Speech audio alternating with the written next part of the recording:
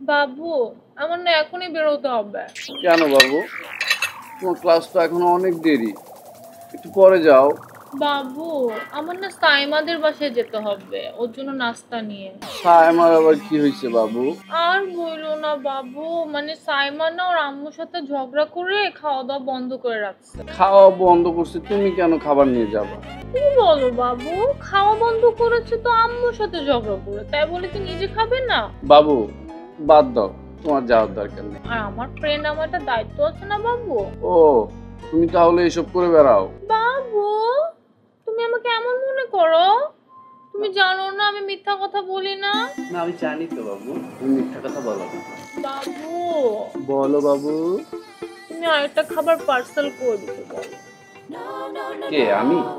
হ্যাঁ, একসাথে দুইটা বিল দিয়ে দিই, ঠিক আছে বাবু? এইখান থেকে নাও, কি দরকার? বাইরে থেকে রুটি কলা নিয়ে নেই। বাবু, আমার বান্ধবীর কাছে আমার একটা প্রেস্টিজ আছে না? না, তা তো আছে। তোমার বান্ধবীর প্রেস্টিজ রাখতে গিয়ে তো আমার প্রেস্টিজ নষ্ট হয়ে যাচ্ছে। কিছু বললা বাবু? না বাবু।